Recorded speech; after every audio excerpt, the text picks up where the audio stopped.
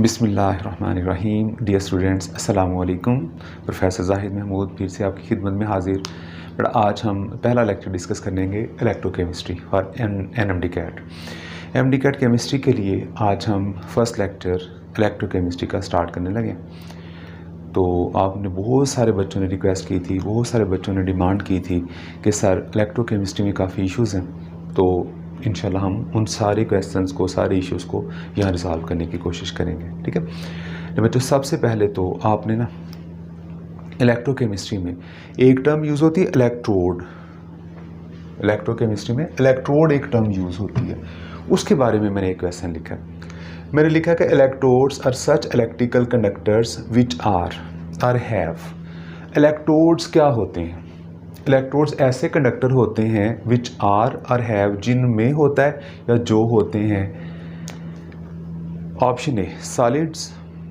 आमतौर पे electrode solid ही होते हैं बेटा, सारे इलेक्ट्रोड्स सॉलिड नहीं होते, आपको याद होगा, एक्सेप्ट मरकरी। मरकरी तो रूम टेम्परेचर पे लिक्विड होता है, और मरकरी सेल हमने पढ़ा कास्टिक सोडा बनाने के लिए, NaOH बनाने के लिए यूज़ किया जाता था। तो मरकरी अगर एज इलेक्ट्रोड यूज़ हो सकता है तो ये तो सॉलिड नहीं है, ये तो लिक्विड है। अल्फा ऑप्शन करेक्ट नहीं हो सकती। बीटा मैंने लिखा मेटालिक। इलेक्ट्रोड्स मोस्टली मेटालिक होते हैं, लेकिन बेटा ग्रेफाइट है, ग्रेफाइट एक नॉन मेटल होती है, उसको भी एज इलेक्ट्रोड यूज़ किया जाता है। तो मतलब ये हुआ कि हर इलेक्ट्रोड का मेटालिक होना ज़रूरी नहीं है। मैं लिख देता हूँ एक्सेप्ट ग्रेफाइट एटसेट्रा। ग्रेफाइट जो है वो नॉन मेटालिक है। ऑप्शन सी, जिसको हम चार्ली कहते होते हैं। इसमें मैंने लिखा नेगेटिव जो है उसे एनोड कहेंगे और पॉजिटिव जो है उसे कैथोड कहेंगे। बेटा ये जो एनोड और कैथोड के चार्जेस हैं ये तो वेरी करते हैं। अगर एक इलेक्ट्रोलिटिक सेल होगा ना, आगे अगले लेक्चर में हम बात करेंगे कि इलेक्ट्रोलिटिक सेल क्या होता है। अगर एक इलेक्ट्रोलिटिक सेल होगा तो उसका एनोड पॉजिटिव है, गैल्वेनिक सेल का एनोड नेगेटिव है। इलेक्ट्रोलिटिक सेल के कैथोड पे नेगेटिव चार्ज होता है और गैल्वेनिक सेल के कैथोड पे पॉजिटिव चार्ज होता है। तो हमेशा ये नहीं कहा जा सकता कि एनोड नेगेटिव है कैथोड पॉजिटिव है। They can be negative as well as positive. Charlie भी करेक्ट ऑप्शन नहीं है। डेल्टा लिखा है इलेक्ट्रॉनिक कंडक्शन, इसमें कोई एक्सेप्शन नहीं है। इलेक्ट्रोड सॉलिड हो या लिक्विड हो, मेटालिक हो या नॉन मेटालिक हो, उस पर जो मर्जी चार्ज हो, इलेक्ट्रोड में जो इलेक्ट्रिक करंट का फ्लो होता है ना, ये इलेक्ट्रॉन की वजह से होता है। दे हैव इलेक्ट्रॉनिक कंडक्शन, यानी due to flow of electrons. यही तो मेजर डिफरेंस था।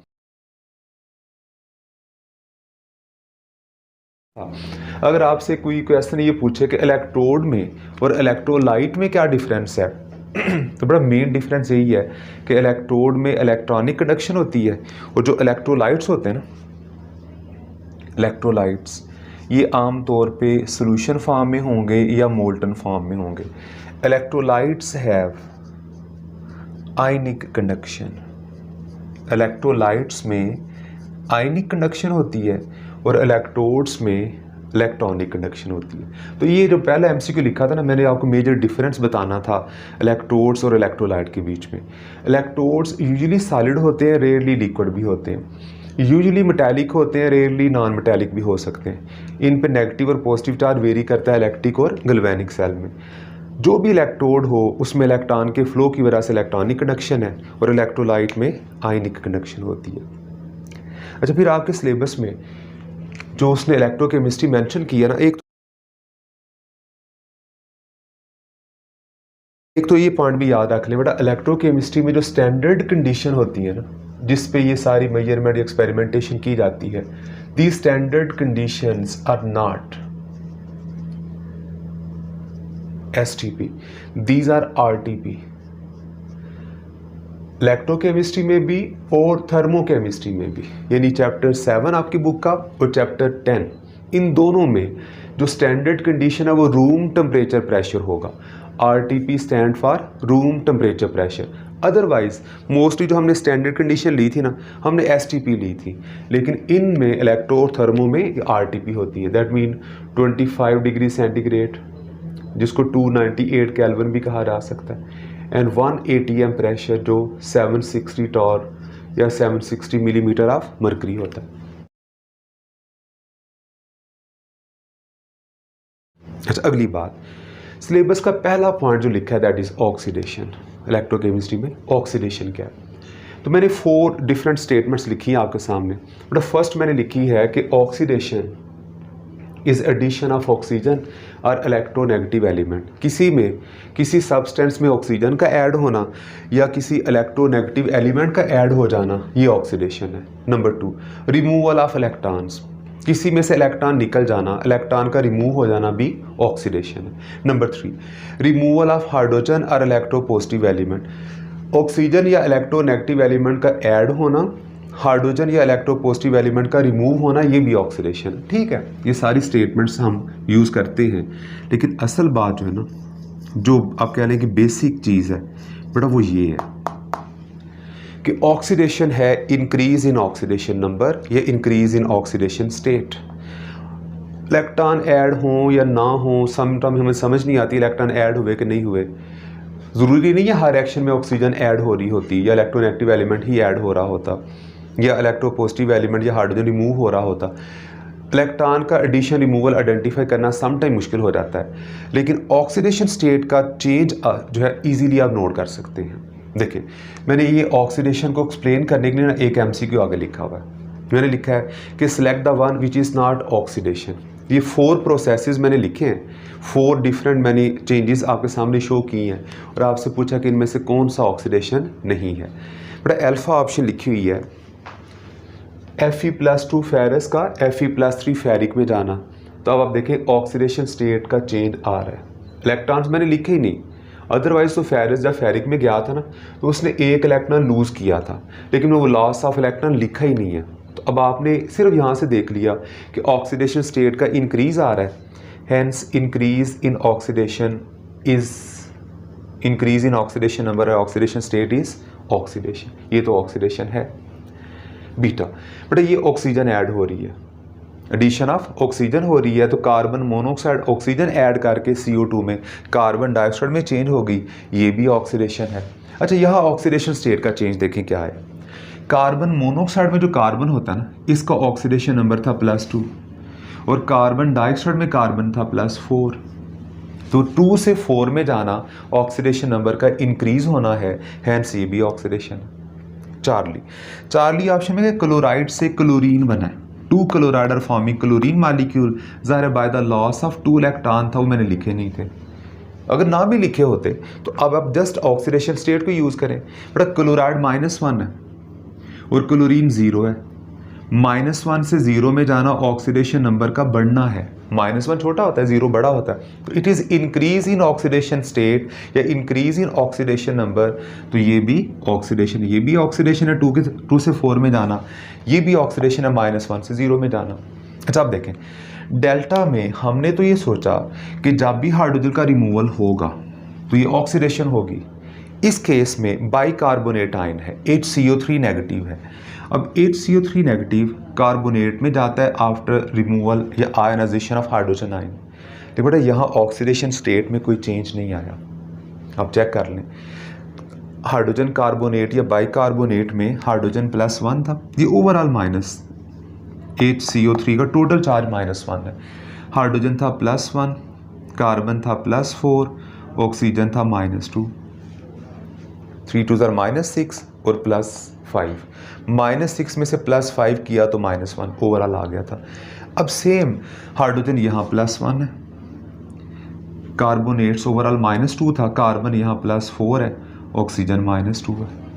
3 2 -6 +4 ओवरऑल -2 बाकी बचा -2। तो अब देखें किसी की भी ऑक्सीडेशन स्टेट या ऑक्सीडेशन नंबर में चेंज आया नहीं, हैंस ये ऑक्सीडेशन प्रोसेस नहीं है। Delta is correct option. इसलिए मैं कह रहा था ठीक है, आप अपने कंसेप्ट के लिए ये सारे पॉइंट्स लिख लें, याद कर लें कि ऑक्सीडेशन ऑक्सीजन का ऐड होना या इलेक्ट्रोनेगेटिव एलिमेंट का ऐड होना है, इलेक्ट्रॉन का रिमूव होना, हाइड्रोजन या इलेक्ट्रोपॉजिटिव एलिमेंट का रिमूव, ये सारी बातें ठीक है, लेकिन मेन या डिसाइडिंग फैक्टर जो है वो ये है, ऑक्सीडेशन नंबर का इंक्रीज। बट अगर मैं इसी को चेंज करूं और ऑक्सीडेशन की बजाय आपसे रिडक्शन के बारे में पूछ लूं,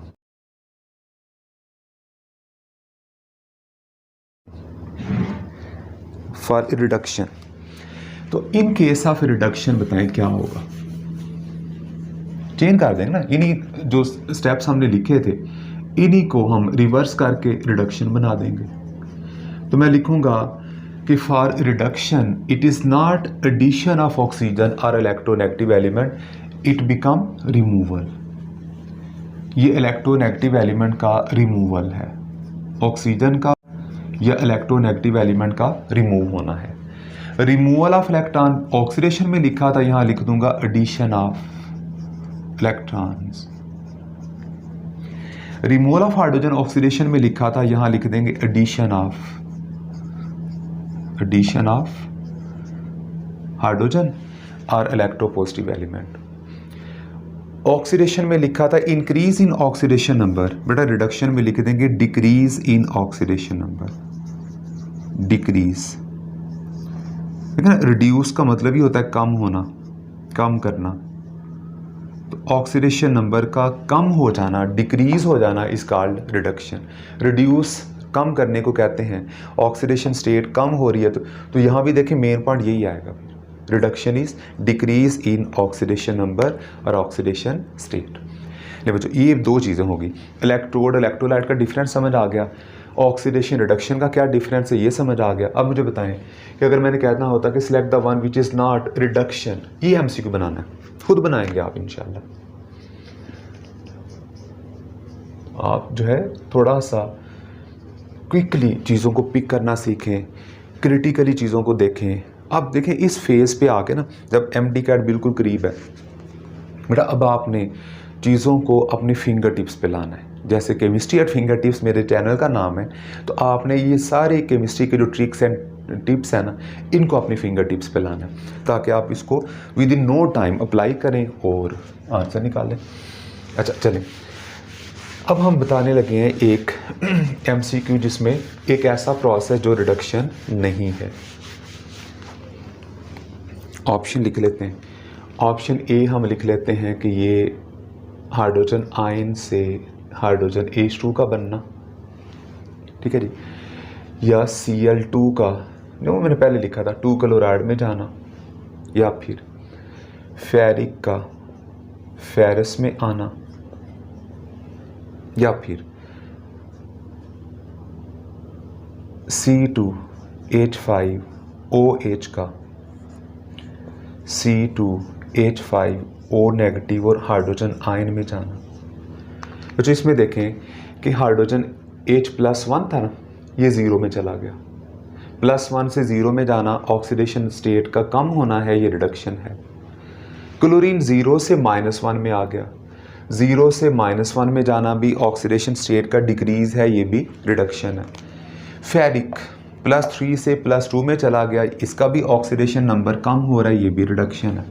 इथाइल अल्कोहल में हमें लगा कि इथाइल अल्कोहल में से हाइड्रोजन गया, तो हाइड्रोजन का निकलना, जैसे हम पहले कह रहे थे हाइड्रोजन का निकलना ऑक्सीडेशन है, तो शायद ये ऑक्सीडेशन हो, बेटा ना ये ऑक्सीडेशन है ना ये रिडक्शन है, क्योंकि अब इसको कैलकुलेट भी करके देखेंगे किसी एलिमेंट की भी ऑक्सीडेशन स्टेट में कोई चेंज नहीं आएगा।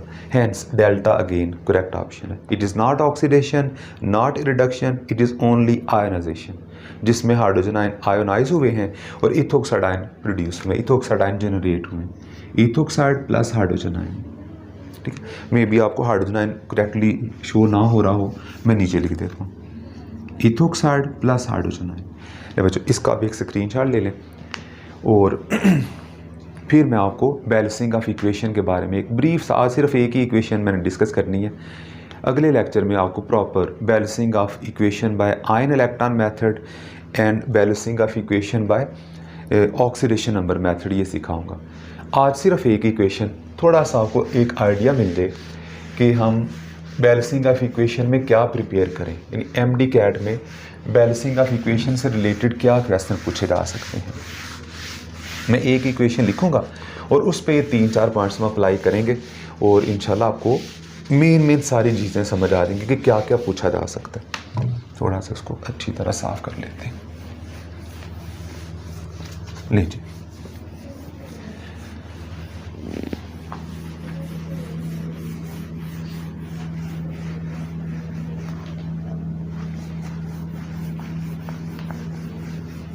ठीक है।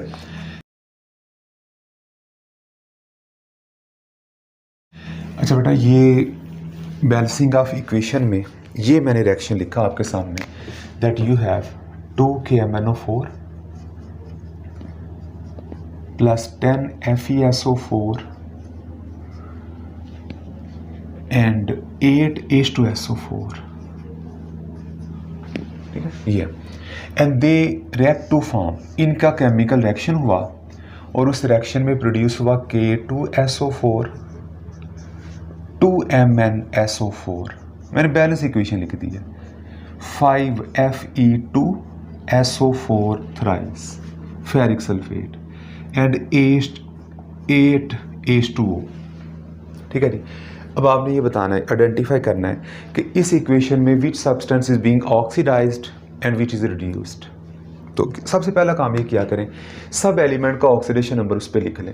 ऑक्सीडेशन नंबर कैसे कैलकुलेट करना है आपको डिटेल में सिखाया हुआ है, लेकिन फिर भी अगले लेक्चर में एक दफ़ा ब्रीफ गो थ्रू करवा दूंगा इसका। K+1 है, Mn+7 है, ऑक्सीजन -2 है, फेरस +2, सल्फेट सल्फर +6 -2, +1 +6 -2, हर एलिमेंट का लिख दिए, +1 +6 -2, +2 +6 -2, +3, क्योंकि थ्राइस था, वो आयरन का था जो नीचे लिखा हुआ है, और Fe के नीचे जो 2 है वो सल्फेट की वैलेंसी, सल्फेट -2 होता वो थी, सल्फर फिर +6, ये -2, ये +1 -2। बड़ा अब आप देखें, एक मैंगानीज है जो +7 से +2 में आया, +7 से +2 में एक ये चेंज आई है, और दूसरा चेंज है आयरन जो Fe+2 था ना पहले, वो अब यहाँ Fe+3 बना। तो अब आप बताएं कौन ऑक्सीडाइज हुआ, कौन रिड्यूस हुआ। 7 से 2 में जाना क्या है, 7 था ना, +7 से +2 में जा रहा है, तो इसकी ऑक्सीडेशन स्टेट में डिक्रीज आ रहा है, हैंस Mn+7 से +2 में जाते हुए रिड्यूस हुआ है, ये रिडक्शन है। अगली बात, जो आयरन है Fe+2 से +3 में आया, ऑक्सीडेशन नंबर का इंक्रीज हुआ, हैंस ये ऑक्सीडेशन है, ठीक है। वो देखिए और पॉइंट्स आपको काम आ रहे हैं जो हमने पहले शुरू में बात की थी।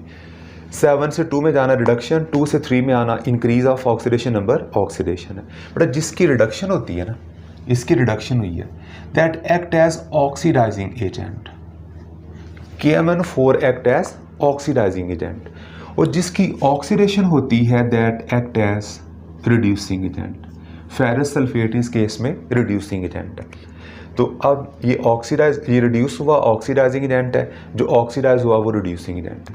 दो बातें होगी, पहले पूछा गया ऑक्सीडेशन किसकी, रिडक्शन किसकी, फिर पूछा कौन ऑक्सीडाइजिंग एजेंट कौन रिड्यूसिंग एजेंट। बट अब एक अगला जो बैलेंसिंग के रेफरेंस में पूछा जाता है ना सॉरी, जो बैलेंसिंग के रेफरेंस में पूछा जाता है वो ये होता है कि इस बैलेंस इक्वेशन की फॉर्म में कितने इलेक्ट्रॉन्स इन्वॉल्व हैं, ये कह लें कितने इलेक्ट्रॉन का गेन या लॉस हो रहा है in the balance form of this equation, how much electrons are being added और रिमूव्ड, कितने इलेक्ट्रॉन ऐड या रिमूव हो रहे हैं, कितने गेन या लूज हो रहे हैं।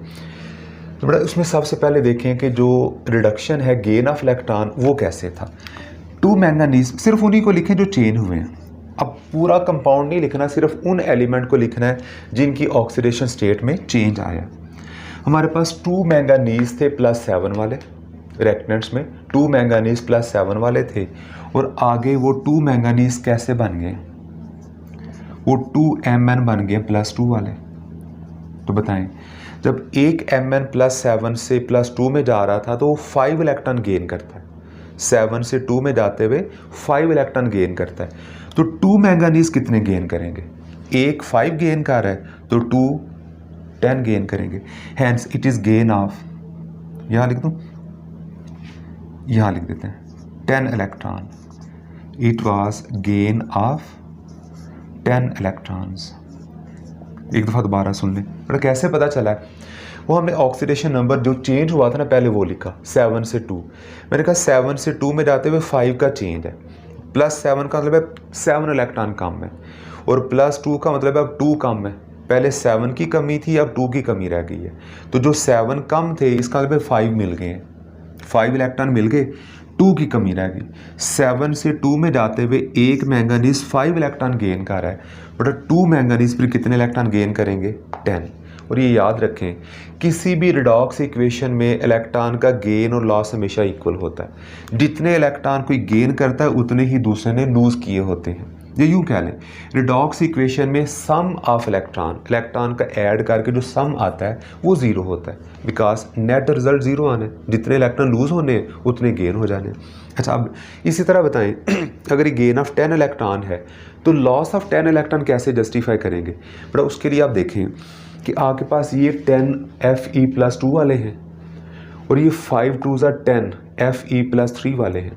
अब लिखना दोबारा उन्हीं को जो चेंज हुए थे। मैं लिखता हूँ 10 Fe+2 in reactants are changed into 5 2s are 10 iron with +3। एक Fe+2 फेरस फेरिक में जाते हुए एक फेरिक में जाते हुए एक इलेक्ट्रॉन लूज कर रहा है। +2 का मतलब इसमें 2 इलेक्ट्रॉन कम है, +3 का मतलब अब 3 कम हो गए हैं, तो उसने एक इलेक्ट्रॉन और लूज कर दिए। तो एक फेरस फेरिक में जाते हुए एक इलेक्ट्रॉन लूज कर रहा था, तो 10 फेरस फेरिक में जाते हुए 10 इलेक्ट्रॉन लूज कर रहे, इधर 10 इलेक्ट्रॉन वो लूज कर रहे हैं। Hence it is loss of 10 electrons. ठीक है बच्चों, तो ये मैंने एक थोड़ा सा ना आइडिया देने के लिए कि बैलेंसिंग ऑफ इक्वेशन क्या होगी, उसमें क्या क्या पूछा जाएगा, ये एक ज़रा ब्रीफ सा एक रिएक्शन आपके साथ डिस्कस किया। प्रॉपर डिटेल इंशाल्लाह अगले लेक्चर में आएगी। ठीक है जी, तो आप इसको देखते रहिए और थॉरोली गो थ्रू कीजिए सारा मटेरियल अपना जो आपको क्लास में प्रोवाइड किया गया है। मटेरियल आपके टेस्ट की फॉर्म में है, डिस्कशंस की फॉर्म में है। यहाँ कुछ मैं फ़र्दर आपकी हेल्प के लिए चीज़ों को थोड़ा सा रिवाइज़ करवा रहा हूँ, टू द पॉइंट कर रहा हूँ। इनको साथ साथ देखें और अपने बाकी फ्रेंड्स और फैमिली मेम्बर्स के साथ, रिलेटिव्स के साथ शेयर करें जो इस साल एंट्री टेस्ट दे रहे हैं, ताकि ज़्यादा से ज़्यादा लोग इससे फ़ायदा उठा सकें। इसलिए बच्चों अब आपसे इंशाल्लाह अगले लेक्चर में मुलाकात होगी बहुत जल्द इंशाल्लाह। तब तक के लिए अल्लाह हाफिज़, खुश रहें, अपना ख्याल रखिएगा, मुझे दुआओं में याद रखिएगा। अस्सलामु अलैकुम।